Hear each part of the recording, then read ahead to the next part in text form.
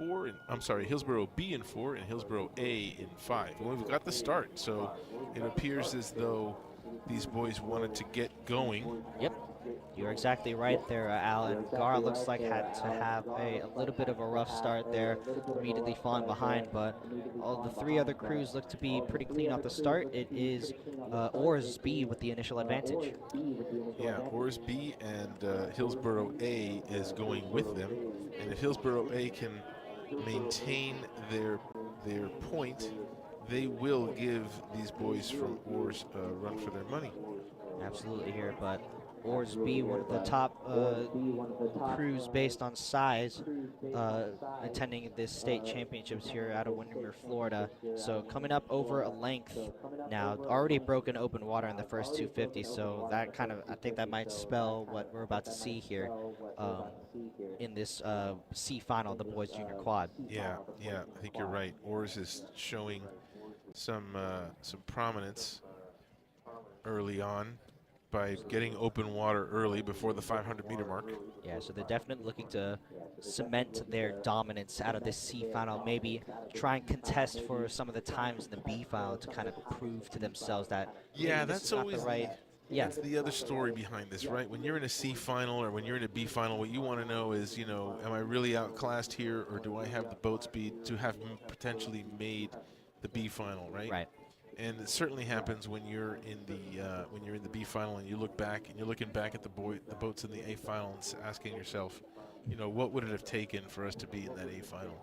So yeah, that's always the story, especially when you're in these consolation final races. Exactly. Well said there, Al.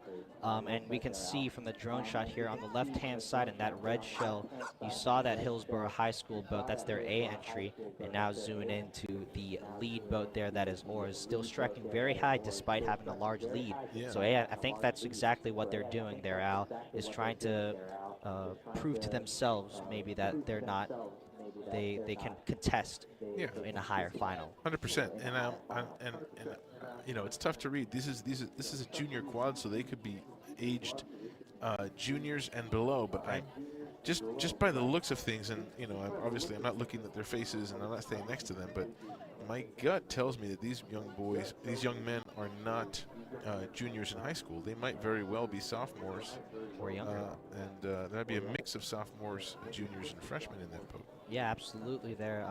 Again, this is just Oars' B entry too, so they have another entry. I believe that's in their A in the A final as well. So again, not the fastest crew, not the fastest junior quad that Oars has put out, but again, for these athletes to gain experience and to be pushing their teammates in Oars A is all the more important, right? Yeah. Well, they're showing some really good blade work and some really good, I think, swing. I like the handles. The hand speeds into the body are just right, and very well in sync. Their hands away are 100% in sync. You can see the catch angles and the finish angles are all together. Yeah. That's really hard to do in a quad.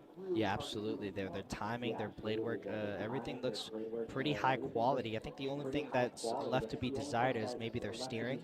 I saw them starting to swerve from one buoy line to the other, so maybe that's the one thing that's holding them back, just gaining more experience. But again, these races are there so that these athletes can gain more experience. So maybe whoever's in charge of the tow or whatever can.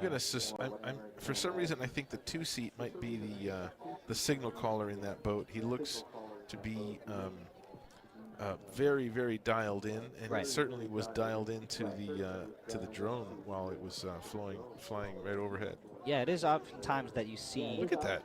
That's 5 lengths of distance between at least first and second. Maybe more, yeah. And another 5 to wow. Another 5 lengths of distance between second and third. This is a very interesting outcome here. It suggests that the top boats in this C final may have been real contenders for being in the B final.